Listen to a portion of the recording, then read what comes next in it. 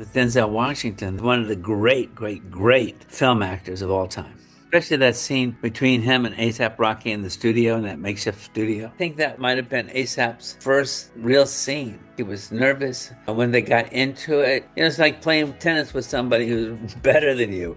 They make you better. They make you better. And you saw Rocky get into it too. The Rocky Mhm. like stepped up. I know at the Mhm. same time Denzel is doing incredible things off Yeah. script.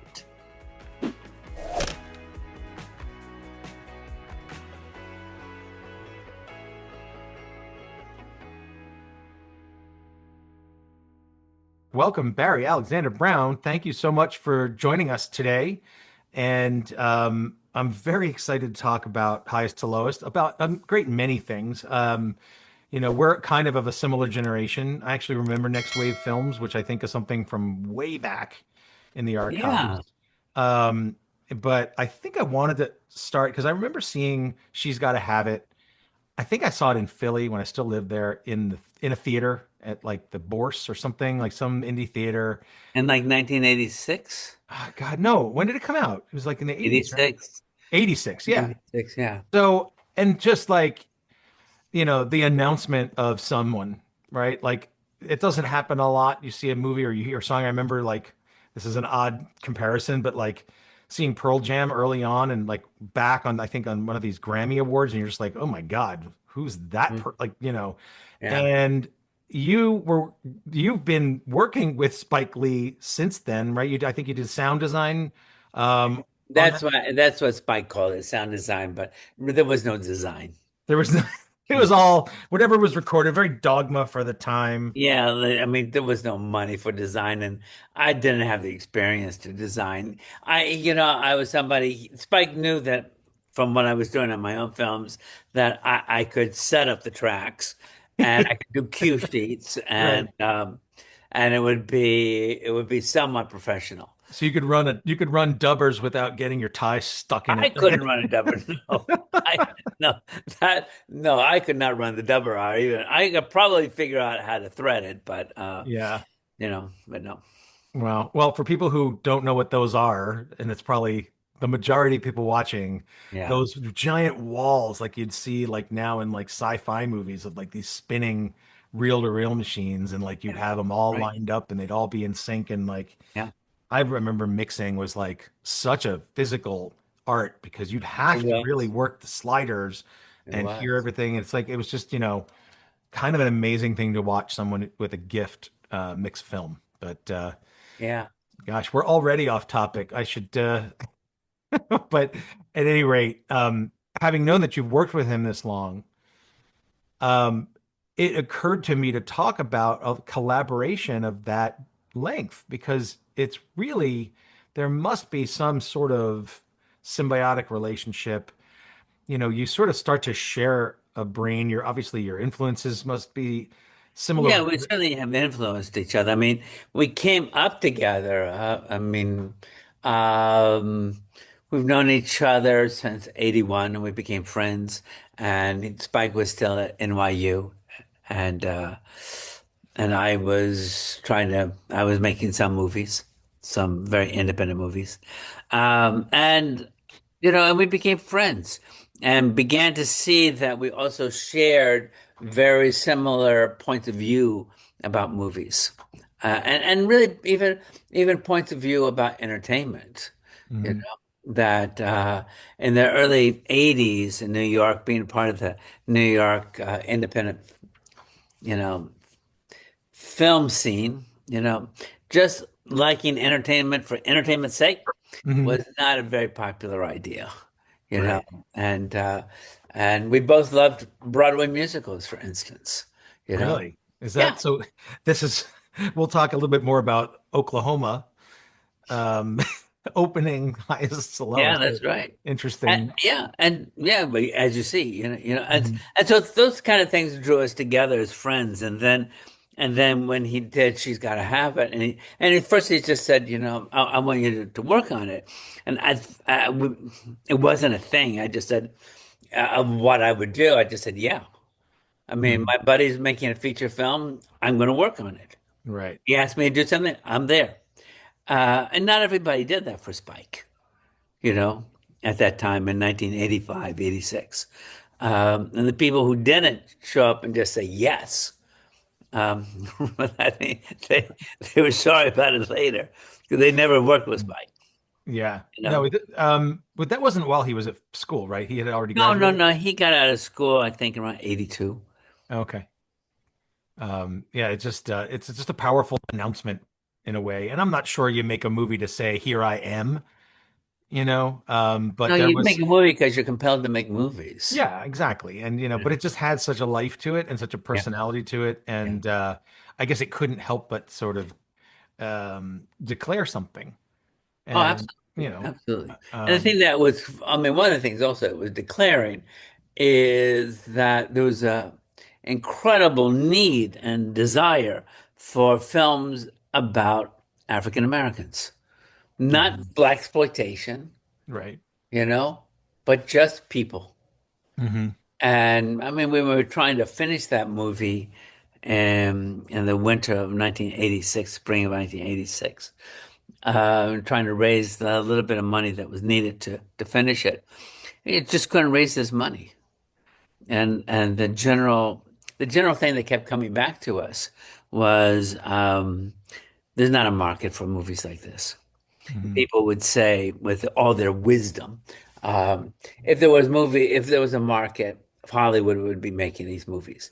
And Spike Hmm. would invariably say in these meetings, no, no, they wouldn't, because they don't understand it. And basically, it really comes from a kind of racism that they don't even understand that they have, you know? Hmm. And of course, the film came out, took off like a rocket, and truly changed Hollywood Right. because then people said, "Oh, wow, what?" You know? Well, then everybody wants to do it, Yeah, right? well, Because yeah, no one does it. No one wants to do it until someone proves it, and but you yeah, know. there was a huge vacuum, and but getting back to the first thing, I mean, and then from then on, we kept working together, and coming up together, and going from a movie that cost something like 17, 18, 19,000 dollars to shoot, you know, to movies that then had millions, and learning from movie to movie to movie to movie. Right. At the same time, I was good friends with Mira Nair, whose son just became mayor of New York. Yes. So for me, I was lucky. I was, two of my close friends had the talent to be great directors and wanted me to edit, Hmm. and I, so, Well, I would suggest that if you didn't have a certain talent for it, you wouldn't be asked to well, yeah, I return over and did. over and over again. And quite frankly, and they recognized that I had the talent long before I recognized it. Oh, that's interesting. So your learning curve was sort of intertwined with their, Yeah, understanding. That's wild. yeah. Our Um, learning curves were all together. It was just like, we're all learning together, mhm. and you know, it was, I gotta say that, it was sort of an innocent, fun time, Hmm. and not really completely understanding uh, how important what we were doing was, that it was. Right. Well, I mean, do the right thing shows Yeah, the impact. That becomes important whether you like yeah, it or not. it is. Yeah. Do you think that you had sort of, matured as an artist? Like you're all scaling together over these projects that lead to that. There must have been, that's a chapter break, right? That's a It's real, a chapter break. It is a chapter break. It didn't really feel like it when we were making it. You know, mm, I know the very first moment that I suppose I was aware of it was we did a very early screening of the films for ourselves while we were, at the end, during the mix. You mm, mix it and then you project it to see what you think. And you have a few notes, right? And Spike had invited Jonathan Demme to that screening because he thought, well, let me show it to a few more people. mm. And then as Spike and I were talking about things that we wanted to do, going back into the mix the next day, Jonathan Demme came over to us and said, "You guys are in the big leagues now." And we both were like, "What?" Oh my God. I like how you're just like, yeah, so we called Jonathan Demme and he came over and watched the movie. Well, It's like, I didn't. Spike right. But it's still, and by he did. comes up later because there's that's that scene at the end of the film of Highest to Lowest that, it's not a reference. Anybody can talk to camera. It doesn't have to be a demi reference, but there's something very powerful about that particular scene in the holding cell, right? Yeah. Back and forth. But yeah, it's like I mean, I'm not going to say when you felt like you were sort of matured or at scale as an artist and an editor. You're always learning, so you're always No, adding to what what you day is know. it? What day is it? Today's Friday. Okay, I think I don't know. It's been about at least 6 weeks, I think. Good. Okay, So great. yeah, that's There right. are editors we talk to that say like it took me 8 years to really confidently know where to be in a Wow. scene. And it's like, and like it's really it doesn't happen overnight. You get comfortable with material, you can let it speak to you and and understand it. And it really, it can take a long time. I Um, was never like that. I never thought that deeply about it. I did. mhm. It took me years to say, you know what? I think I'm an editor. I mean, I think Malcolm X, where I first said, I think I'm an editor, Yeah. you know? I mean, But, yeah, but otherwise, I was always comfortable by just jumping in and doing things mhm. and That, having fun with it, you know? well, look, I mean, that's a great segue because I think you guys are having a lot of fun with this story. Yeah. And we'll go back and this talk will be as non-linear as our edit systems these Right. days. So, Right. um, I love that the sweeping beauty that brings you into the film is sort of like Technicolor to Gershwin's Manhattan. This is Oklahoma's Brooklyn in this Yeah. sort of really beautiful like celebration Mm. of the borough. I just moved here not too long ago, so now I Oh, know. I was a Manhattanite for a long time, so I kind of get it now, like what yeah. Brooklyn is. Yeah. But the very first edit is a jump. The first edit between the Denzel and his wife is sort of like I have it. He's sort of like he says something like, "Oh, you're leaving already," and there's this odd sort of medium to medium. It's like there's something very unsettling about the very first edit that sort of throws you off, and it says, "Don't get too comfortable." To Ah. me, and that may be just having fun. Like I'm not sure you sat here and said like I'm going to do this so that people watching it say this or write this or any. It's just like it's a feeling you have that it shouldn't be perfect. No, and also it's probably the first moment. Nobody's actually brought this up, but it was probably the first moment where it all starts off with, "Well, what a beautiful day this is," Mhm. and for him, this is going to be a great day, you know. And yeah, you're right. There's an awkward moment there between husband and wife, and it only becomes more and more awkward from that point on. Yeah, not a beautiful day. Not a Although you could look at it as like the result of what happens is very important because he states sort of his intention at the very beginning, and it takes the process of going through, whatever circles of hell he has to go Yeah, through, to really have it mean something, yeah, and that's sort of where I like this. I'm not here to compare it to the Kurosawa, really, and to the degree that you want to, I'm happy to do it. But I I think it's a think very different film. yeah, it doesn't strike me. I mean, yes, they're both sort of successful in their fields. They're looking to make a big sort of deal for different reasons, but I think him trying to get back to base, right? And if lowest can be interpreted as my roots, right? The passion that I Yeah, loved, it can take be. control of this business and not let AI sort of rule music. That's stated in a way that you don't question whether it's authentic or not.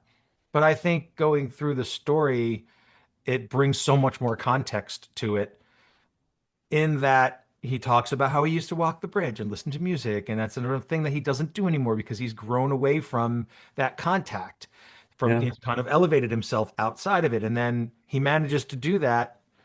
And that's the key to figuring out the whole exactly thing, right. right? Exactly right. Yeah, Right. But if he hadn't said, I'm going to do something I didn't do, I'm going to go back there, it wouldn't have happened. So it feels very much like these pieces are being put in front of you to get to how important it is to and ultimately leave the label yeah, and yeah, start something else that's more about his roots. yeah. So, there's a lot of scenes to talk about in terms of like, where I think you are having fun, where I think it's a very like sort of like a unique style that I think is sort of common to Spike Lee movies, or your collaboration. I would say I wouldn't just call them that. Um, but I I guess some of it is I mean, everybody talks about or everybody. I've been reading a lot the scene where the actual heist takes place, um, is a big We one. mean the money drop, The really. money drop is great because Eddie Palmieri turns it into something totally different than the movie that we've been to, that we've been experiencing thus far. Absolutely. Absolutely. It becomes like instead of something measured and gorgeous and calculated and, sort of exact in a way, it Mm. becomes something very, as we're descending, right? It becomes gritty and real and dissonant, and it's like the crowd is in there, the music is in there, the subway's in there. And the um pace is a lot, yeah, it picks up and yeah. Nick Turturro's in there. You can't go wrong when you got Nick Oh, there Turturro's we go, Nick. uncredited, I think, right? Oh, I I looked think for he's credited. I think he is. I'm I pretty looked sure. for him and I didn't see him You in didn't mine, see but him. I think he's credited. yeah, no, that was it was great, but it's also like very well orchestrated. You guys must have had a blast. Yeah, no, it was fun. I mean, to some extent, you get to the end of it, and it all seems like, well, this was makes sense how you put this together, but it's not Hmm. always so clear how you put that together. And Allison Johnson was working on the film as the co-editor at that time, Hmm. and she did a lot of work on that sequence. We worked back and forth, the subway ride up, and then dropping the bag and then Dean Winters trying to chase the money down, and Hmm. you know, and there was so it was an effort by everybody, to Right. make No, that scene to make that scene work mhm. because it wasn't so clear. It wasn't so even clear how many Mhm. times there should be the bag being switched off.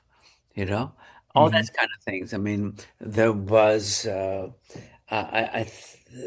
you know, and the sense of when do you go back to the band? You know, when do Yeah. you pick up the chase again? But even the backdrop itself. I mean, there's a couple of extra shots thrown in there. I mean, there was that thing about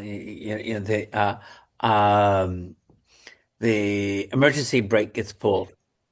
And if you're really not familiar with trains or with the New York subway, and you're from somewhere else outside of New York in America, you don't necessarily know what the hell that is. Mhm. What's going on there, right? Especially for a younger generation. So we actually had to create a shot of the brakes locking up, right?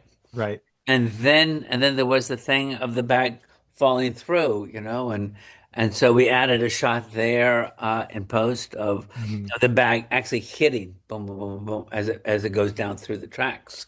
Um, it just was more satisfying with that stuff, and then to some extent, it's part of storytelling. A clearer of this is what you're looking at here. Right. Um, Well, how easy is it to go out and get?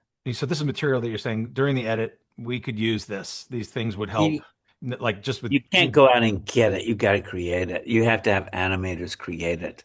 It's not, this Oh, is not AI. This is animators okay. creating this. First they come in and they do something very rough, and you think, okay, that looks pretty good, Hmm.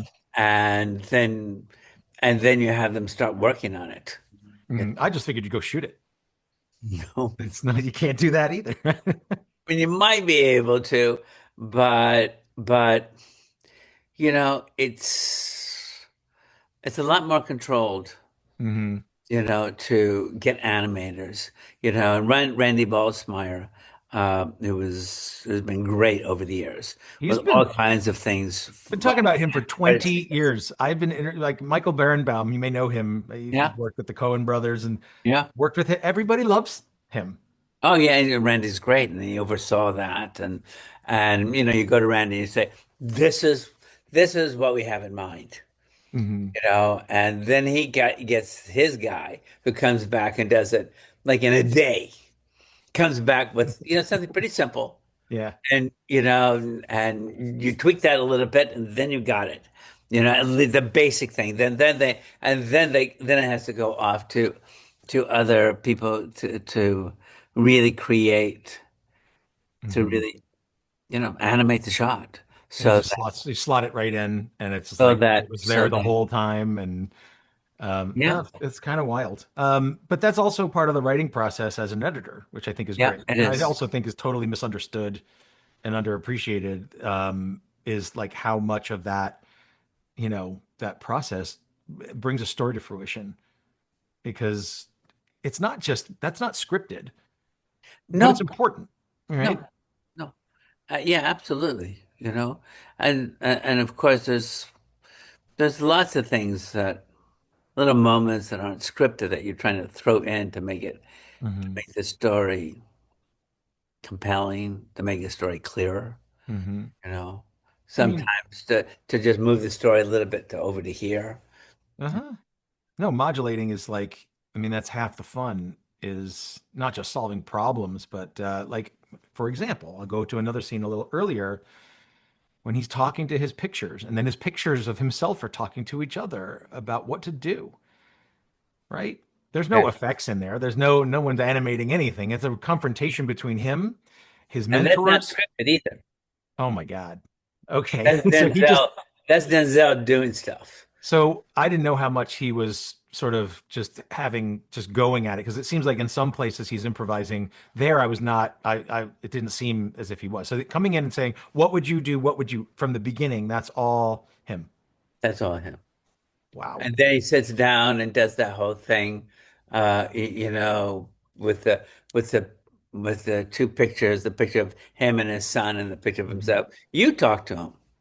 That's all That's Denzel. all him. It's That's funny all. because it elevates itself to a conversation about culture, race, wealth, everything. Yeah, Like, it's big. yeah, And I don't know that when you decide to improvise something like that, you really get a sense of what it implies. But the editing, in a sense, right, the work that you're doing on it gives it intention, yeah, and it makes it bigger than an improv. By, I mean, it's a standout, kind of like you can't not notice that pivotal scene. yeah, It yeah, is the scene that changes everything, because he decides essentially to do it yeah. based on But it. then, once Paul, played by Jeffrey Wright, comes in, then Hmm. that's scripted. All of Yeah, that yeah, scripted. Until the very, very end. right. When the cop Until comes the in and very he's, end, and then Denzel goes off again, mhm, which is all this stuff of, packing, stacking all that stuff on top of each other, and then mhm, he spins around and grabs this prop, this grenade. I mean, that's not in the script, mhm, you know. yeah, And he says, I've thought about blowing this up this many, many times, just can't find, I couldn't never found the power, mhm, That's just Denzel, and then he does this thing of, there it is, see if there's anything in there for you, and walks out, you know. wow, I mean, wild. that's all just Denzel. So the beginning and end of that scene Mhm. is D just doing stuff. So you've had a lot of experience editing him. Yeah, So, is this a common, practice where he just this kind is of, common. This is common, okay. and just like in Malcolm X, there were speeches that he gives as Malcolm, and there were speeches written in the script for those moments. And Denzel had played Malcolm off Broadway and knew Malcolm's speeches really well. Invariably, what we used in Malcolm X was when Denzel went beyond the speech that was written in the script and did his own thing, and just remembered stuff that Malcolm had said. And one of the most famous ones is, you've been hoodwinked, bamboozled, led astray, run amok. I mean, That's all Denzel remembering stuff from Malcolm. Say it, I say it again, you've been had. You've been took. You've been hoodwinked, bamboozled, led astray, run amok. This is what he does. And then later, when we did He Got Game, that basketball game. A lot of that basketball game is the two of them, Ray Allen and Denzel Washington, really playing against each other. Mhm. And you can't script that. I mean, you could, but you probably can't. Some people I mean, would. there's I a mean, point where like Denzel hits as the father. The father hits three baskets in a row. Well, that really happened. Denzel hits those three baskets in a row, right? And then Ray Allen, I think, not as the son Jesus, but as Ray Allen, he says, "We're going to shut that lucky shit down right now," because he's really thinking as a professional basketball player, yeah. I'm not letting a movie star do this to me in front of everybody, and it's being shot, and it's going to be in a movie. This is not going to happen. Which is exactly what you want. It's Right? exactly what you want. Mhm. Right? I mean, that line is in the movie, and I know Ray Allen said it as Ray Allen. Mhm. And then he just shut Denzel down, just Oh, like right. the son shuts down the father, Mhm. you know? Was he And holding back? he starts saying this stuff and he gets back into character. I mean, not that you're really that far out of character when you say, I'm going to shut this lucky shit down Mhm. right now, right? It's still appropriate. Um, but but then he starts to taunt him, and he is taunting him from as Jesus to the Father, but he's also taunting the actor. Mhm. You know, all that taunting stuff is not in the script. What you looking around for? That's game 11-5. Jake. Somebody call a stretcher. Stick a fork in him, he's done. Take your old ass back to Attica.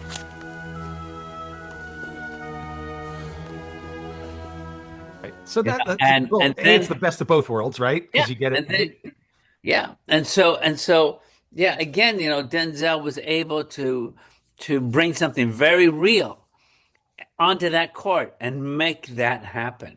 Mhm.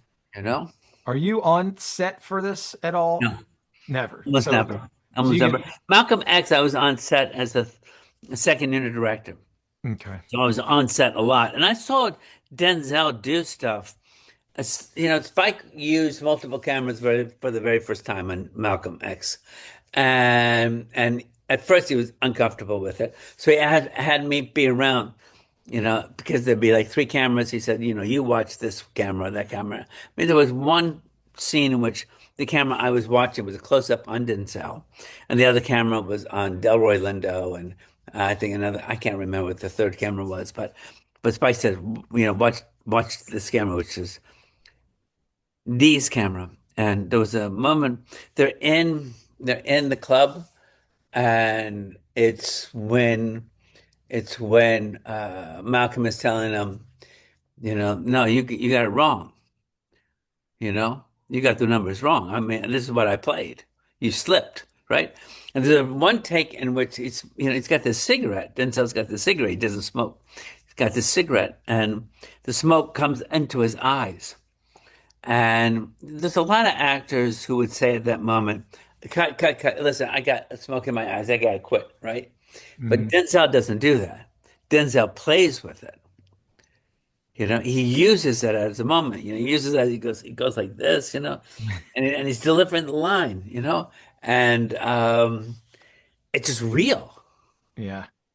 It is real, and Well, he's embodying. That's the thing about someone who's smart, invested, knows the material, and can improvise. They are there, like they're embodying the character. yeah, It's and like, you stay. You just whatever happens, you stay there mhm, and you use it.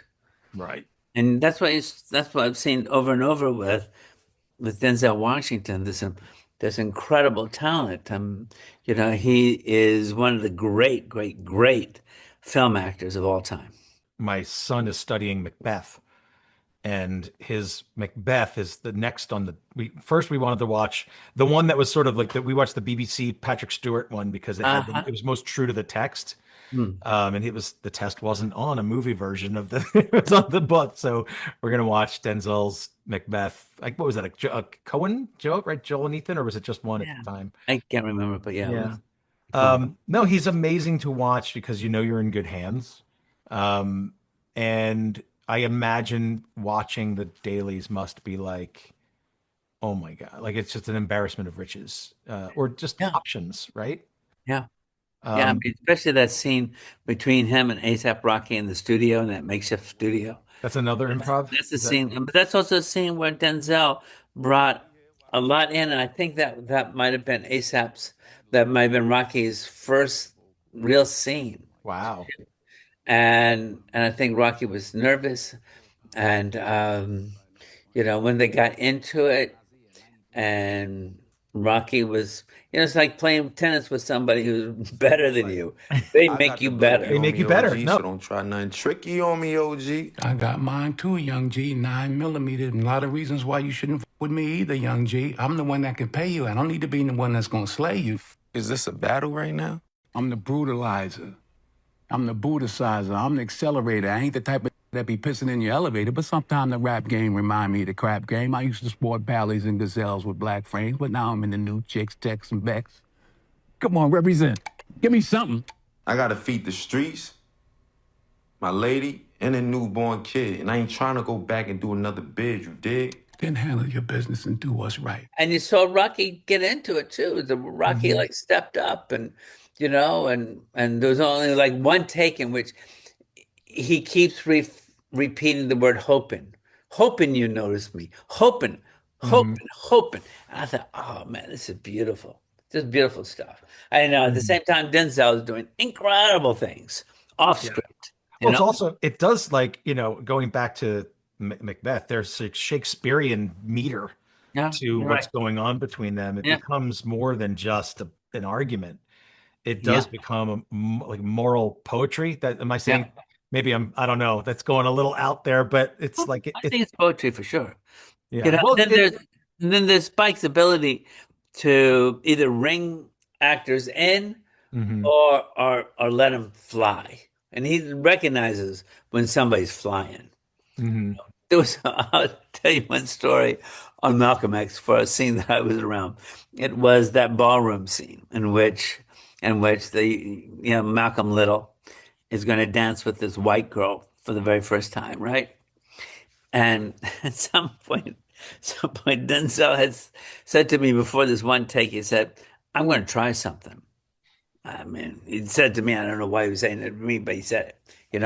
And so when the take, I don't know if maybe Spike saw Denzel say something to me or whatever. I don't know, but Denzel tried this thing that when they went to move to dance and come close to each other, he did this thing where he put his head in the wrong place to where he hit her head with his forehead, right?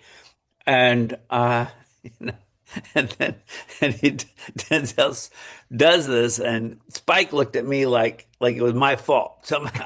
He looked at me like, "What's going on? What?" And he just said, "Cut." so, so it's like he just walked up to Denzel, and Denzel knew right away. And Spike just went, "No, and no. no." But so what I'm saying about Spike is if it's off, Mhm, he's going to stop it like that. right. But when it's on, he steps out of the way. He lets great Mhm. actors do their stuff. You Yeah. know, No, this with that scene in particular. Well, that scene, I mean, there's a whole sequence of events. So that scene is a big sort of like, because you're at the quote lowest, right? You're in the basement studio, but bass, he's, he's creative in a way he probably hasn't been in how many years? And he's got it. He's good at it. Like he's he's not, great. right. And it's like, and he's talking to this guy who, took the money and kidnapped his friend's kid. And he's smiling like he's juiced. Yeah, And the kid's not. He's insulting and defensive, and he's mad at his wife, and um, it just seems like it's he's relevant here, Yeah, right? you're right. Proving like, because Yeah, part of that, like he's up there in that giant penthouse apartment, and this he's got money, he's got family, he's got thing, but has he lost touch? Does he have what he had when it started? And this sort of like is a way of saying it without saying it. Like yeah, he's every bit the person he was. yeah. And it took this to, just To not bring to, it back, probably. yeah, Bring not it to back. prove it. It's not like he's out there trying to like, put his No, chest out. It's just, that's right. it's in there and it's unleashed there. Right. Similarly, I think well, the music video is its own thing. I don't know, because I wrote in my notes, is that their conversation after this happens? And of course, then it cuts to their actual conversation. But it does seem like, he's singing, he's doing a song, and it's like Denzel's on the right hand side, you know, Yeah. dancing to this music, and then it's suddenly all. Now I don't know if it's a literal drain that we're hearing. It's over Denzel's head, and he's looking down, and it Yeah. spirals down, and then you hear like a cork pop too, or Yeah. something, right? Yeah. What's going on? There's a complicated moment that I haven't totally unpacked. I figure I was talking to you, I might as well ask. All of that is designed by Spike, you know, and for Spike, it's the sound is an ending. You see this piece. These are two guys who really could have worked together. These are two guys who should have worked together. Mm-hmm. Their lives should have gone in a different direction. You know, um, Denzel as the record producer should have somehow taken notice of this talent, of this great young talent that he has completely ignored. And now here's a moment where he's not ignoring it. He's taking it in, he's listening to it, and he likes it, But this is a future or a history or whatever you want to call it. That cannot be. Mm-hmm. It cannot be. You can say it's a fantasy moment. But I mean, that's how I take it. Right. Uh, Yeah. and then you see the reality where you know, um, This is very interesting. you They're know, talking to each other on David opposite King sides. goes to see him in prison. Right. And so And now they're opposites, different sides of a split screen that suddenly at the point sort of where it's like the conversation's truly over now turns into a single two shot. And Yeah. I don't even want to know how you did that. Because it seems like they're two separate shots, but until they're not. So I don't know how you stitch those things together. Well, the thing about it is Spike really did shoot two cameras Right. with Denzel and Rocky, right? And he did have the cameras move in, but he didn't. He shot them. He shot them with the idea in mind of we'll have this shot of Rocky and then this shot of Denzel, back and forth, right? Blah blah blah. And then we were looking at dailies, and I put the two up on his up on on the big monitor that Spike could look at, and that's how he was looking at it together. Mm-hmm. And then Spike said, "Wait a second. Can we do this? Can we do it? I mean, can we just run put these together?" And of course you could. I mean, it's not you can't. Yeah, it was the same take, right? It It's the wasn't same- like Same yeah. thing. And beautiful, by the way. Long take, amazing. Like again, Incredible. performances. You would never know A$AP Rocky hadn't done this before. Incredible. Well, I mean, he has a little bit, but not to this extent. But yeah. So once he saw the magic of that Spike, he was like, okay, this is how we do it. Until we get to this one point where it really is going to break down. Where because most of the time, most of those two shots together is Rocky talking. Mhm. It's young felon talking and David King sitting and listening. Right. And then it gets to a point where, okay, King's got something to say. Right. And Denzel does that great thing of, Rocky does a quote from Stevie Wonder, and and that was another improv line. You didn't hear the whole song. You didn't listen to the whole song. 'Cause you definitely are not the sunshine of my life, right? Mhm. And then the scene changes, and then we go to over the shoulder close-ups. Right. Right. Well, those are direct to camera close-ups too. Yeah, There, yeah, which is, yes, they right.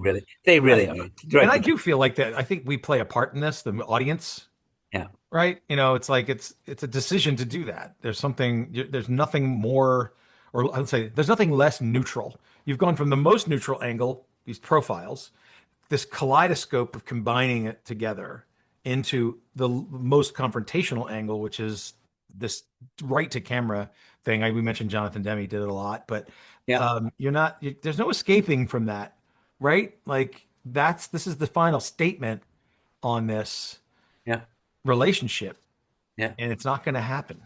yeah. And it's the truth. And he's going to start this new thing. He's going to, like, the decision's been made. I'm getting out of this. I'm going back. I'm starting something smaller. Right, right.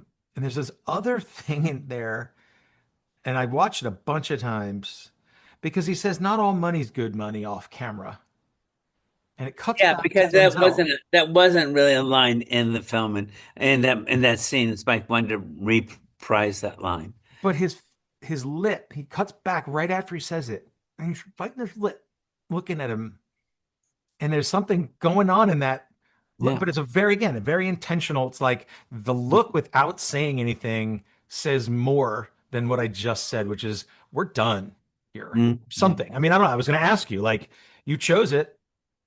yeah. Do you, why? Well, I mean, it's a whole moment. I mean, it's not just that moment. It's also because Mhm. it's a line taken from somewhere else, from a Yeah. different scene, right? Mhm. But it has to work here.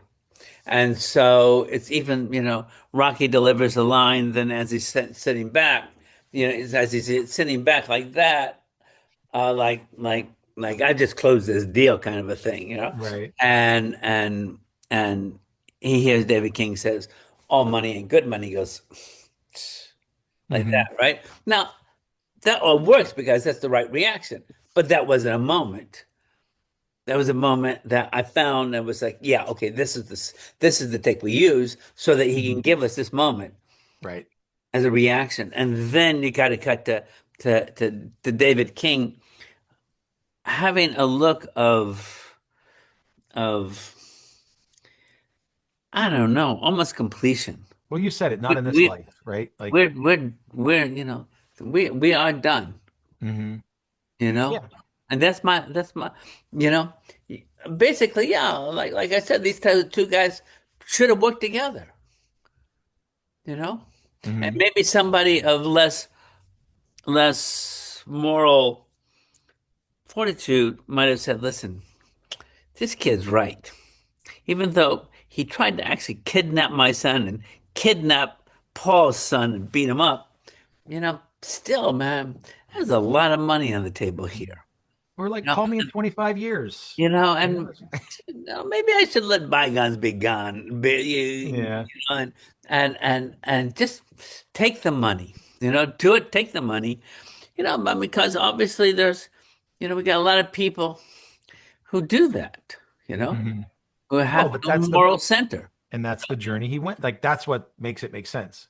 He Yeah. needed to do this to get to the point where he could say convincingly, no, not for No, me, right? He no. says, not for me or something. All money ain't good money. Yeah. You know, and Yeah. I don't want I Mhm. don't want that kind of money. Yeah. So you keep it. And then he's like escorted out. And then, um, you know, Denzel says amen on like, you almost like give it a little punctuation mark Yeah. because he says it straight and then up. Yeah. And, these are like, I don't want to say they're flourishes because they're things that, you didn't just say, well, what if I did this? These mean something to you, that moment catches, right? It has an offbeat rhythm. I definitely have an offbeat rhythm for sure. Yeah. But it makes you, it's sort of, I mean, maybe you can expand on it. To me, anything that kind of makes you sit up, I mean, it's right. It calls you to attention. Doesn't have to, a lot of the work that editors do is quote unquote invisible. Seamless, yeah. Yeah. And not all of it should be. No. You shouldn't always be concerned about that. It's true. Mhm. Yeah. Well, I thought that was it's a lot of bold choices in there. And I loved how much improv. I wish I had known more about that. Was he using two cameras? He was using two cameras on this shoot a lot He or uses two cameras all all the the time. time now. Not every second, but a lot, you know? Yeah. And Uh-huh. actually, what's great about that is that it does give you moments where you wouldn't necessarily have because Denzel's just doing stuff. You're right. And you want to see that what the other people what they do in response, you know? Hmm. No, no, it's like we did a seminar or one of these talks like this with Thelma Schoonmaker and about like the most difficult scene you ever cut. It was the Raging Bull. It was a scene there that was an improv scene, and she said that's why we always run two cameras. You'd never be able to do it if you did setups, not in a million years. Yeah. And that's like, you're gonna miss something. Denzel, it seems like you want to have eyes on him all the time, right? Yeah, and you don't always so, you know. Yeah. Well, Even with two cameras, you don't always. No. mhm. Well, it was really you know, it was really fun to watch. It was, I do want to see the Kurosawa just to get a sense of it's not even the source text because they're both based on a book anyway. They are Um, both based on a book, yeah. yeah, but I can't imagine there wasn't some influence. Of course there's influence. Absolutely influence. But at Yeah. the same time, like in the original, Kurosawa had decided to do something where the kidnapper and the murderer, because he's really a murderer Mhm. in the original. Um, he is a doctor. He's a young doctor, intern, and he's living in squalor, but he has no connection to this industrialist, Mhm. and except for you know, the big house on the hill above the slums, right? Where in highest to lowest, I mean, I like it better because the kidnapper and you know and David King, they have something personal going on. It's personal. He named his son after him. You I know? thought, Yeah, right? this is personal. And Mhm. I don't think, Kurosawa didn't choose to do that. I mean, I prefer the story where it's personal Right. rather than I just hate you because you got money and you're living up above the hill above me and I'm in the slums. But of course, the guy is a doctor, a young doctor. It's not like the guy is looking at a dead end life, you know? Mhm. Yeah. But anyways, of course, I decided to go that route. Right. Well, no, that's why, like I said, I wasn't going to look at it as a remake in the sense that like, you would make a remake of another movie, like I don't know, like with Gus Van Sant's Psycho is like that shot for shot Yeah, remake. what's the point, right? What's the point? It's well, it's I guess it's fun. It's an exercise though. It's not, yeah, what new things are you going to find when you just Very expensive piece of fun. yeah, I guess so. But I wanted to talk another just because you like it more when it's personal. I wanted to talk a little bit about a personal pursuit of yours that has nothing to do with editing, because I know we're running out of time here. You are a recently minted novelist, and I Yes, wanted you to talk about your book, which I think you might have I right got there the now. book right here, Wind. So, what is it about? When did you write it? How did you do it? Where can we find it? Well, I really wrote it while working with Mira Nair. We were doing a film called Queen of Katwe and shooting in Kampala, Uganda. And I was down there for months, and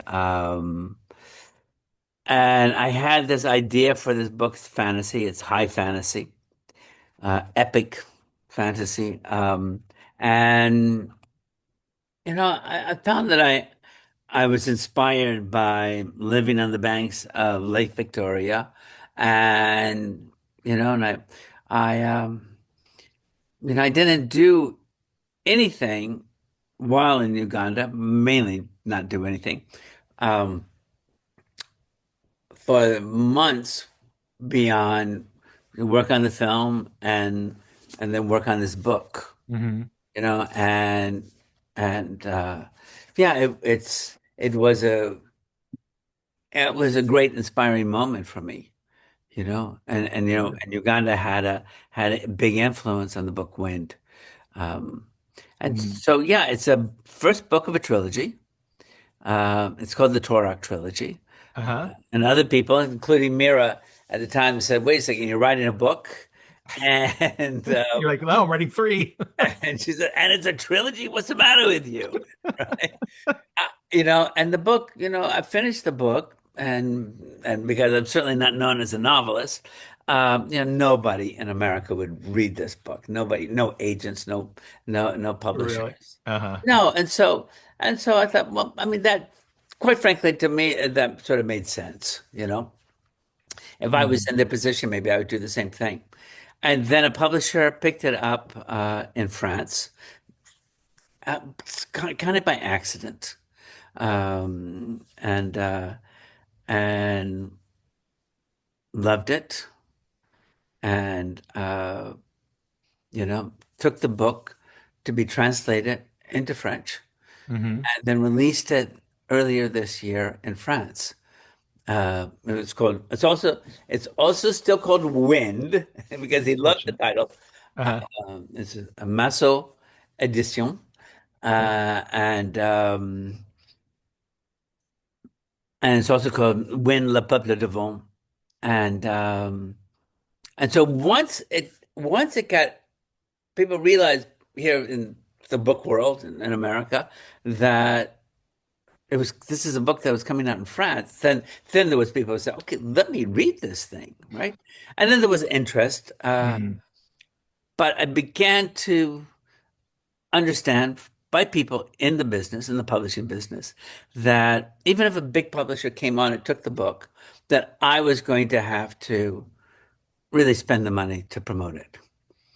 They weren't going to promote it unless they really fell so much in love with it and thought it was so important and so, which was probably not going to happen. So I actually went with a very, very small publisher, and so that I retained uh, a lot of the book, and because I thought, if I'm gonna get behind promoting this book and spending the money to promote it, I want to actually, if there's profits, I want to make Uh-huh. some profits. I don't want to be just, here it is to whoever, a big publishing company. So that's where we're at right now. The book came Mhm. out in October. We launched it at New York Comic Con, which was really a lot of fun. It was fun. Why Comic-Con?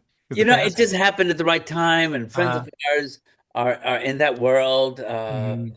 Game, there were actually loan shark games, and we said, wow, we want to do that, and they kind of worked out getting us a booth, you know, Mhm. and also coming up with a riddle game, because they did a riddle game for us for at Comic Con, Mhm. and so, you know, and we also thought, well, if we got to get people starting to look at this book and Yeah. starting to regard it as something serious. And so it was a good place to begin. Mhm. It's funny. It's the first Comic-Con I haven't been to since my kids were like, I have a 21-year-old, and we started going Wow. when he was 11, something like that, Wow. dressing up and doing all that junk and, doing signings. It's been a part of our You lives know, for a you know long what time. I was struck by? I was Mhm. struck by how much I liked the people at Comic Con. Yeah, they're I was great. struck by, like, just the crowd itself. I thought this was a great crowd. A Yes. great, great, great crowd of people, and Mhm. I had thought, I had assumed this was going to be young white males. Mhm. That's what I just thought. This is who's going to be at Comic Con, Right. and it's everybody. No, they're I yellow and mean, red and purple, and like, oh, because and it's everyone's dressed up. everybody's. It's all the races. It's people Mhm. from all over. It's they say it's Mhm. mainly male. I think maybe it is, but only slightly. I thought it was Mhm. only slightly. There's a lot of women there, a lot of girls. Yeah, it's also a safe space because a lot of the cosplay is very racy, and it's known. Like, you're not here to gawk. These are Yeah, people dedicated to these. Like, yeah, it's sort of its own religion. I was never like that crazy into it, but we dressed up in silly stuff, just to have some fun on Family Day. My kids couldn't go, on any of the other days anyway.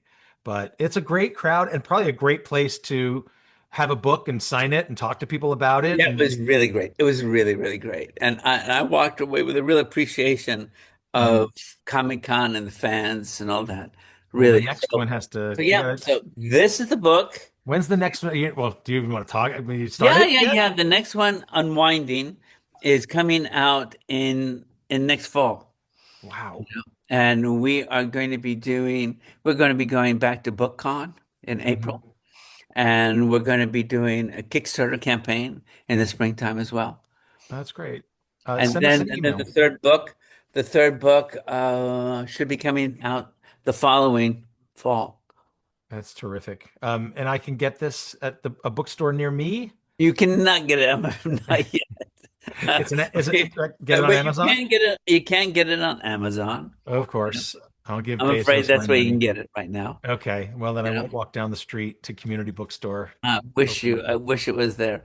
There is a new fantasy bookstore in Brooklyn and Prospect Heights, I think. Uh, Okay.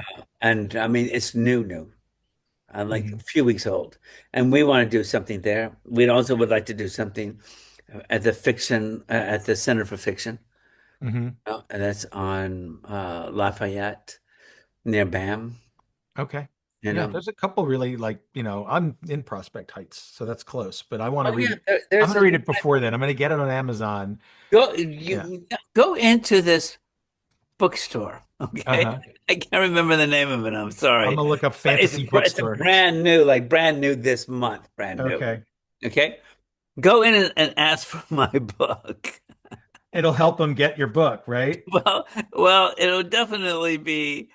Whoa, what is this? What do You're you like, mean you want you know what wind, you my very guys Alexander need Brown? in this store? Just one thing you need, and they'll be like, well, I'll be like, wind. Where's like, come on, guys. Like, I mean, the guy is from, he's worked in Fort Greene with Spike Lee for all these decades, and you don't have his book? exactly. I'll get you in there. That would be great, Josh. That would be great. And because we're going to go and pitch him Mhm. something, an idea to go and do a kind of event No, there. yeah. Well, you could launch your Kickstarter too that way. I mean, that's, Yeah. more power to you for like, I know I've done them myself and boy, they can be really fun and they can be really hard and everything in between. So, Well, we've got a lot of great help with the Kickstarter campaign. We wouldn't have done it without looking at some other people's campaigns that we're close to, people mhm. that have had incredibly successful campaigns, and Yep, people are there willing to help us out. that's great. And, you know, Yeah. And books and films and things like that, they actually can do really, really well. yeah. Well, look, best of luck. This is great. You have a new career as an author, and a And I storied still have career as my an career. editor. As somebody down here in Montgomery said to me recently, well, what happens if the book doesn't do well? I mean, right? And I said, well, it's not like I have a lousy day job. Right. For you're one person for whom keep your day job is high compliment, right? High compliment. High compliment, yeah. That's Yeah. great. Well, thank you again for talking to us. I'm glad you were having some Zoom troubles. I'm glad you got on because I've been looking Yeah, forward to sorry talking to you about for a that. while. Yeah. Yeah. But no, totally great. Next Spike Lee or when I read the book, you come and talk about that. I'd be happy to have you back anytime. Gosh, that'd be great. Thank you. All right. Thank you. Okay.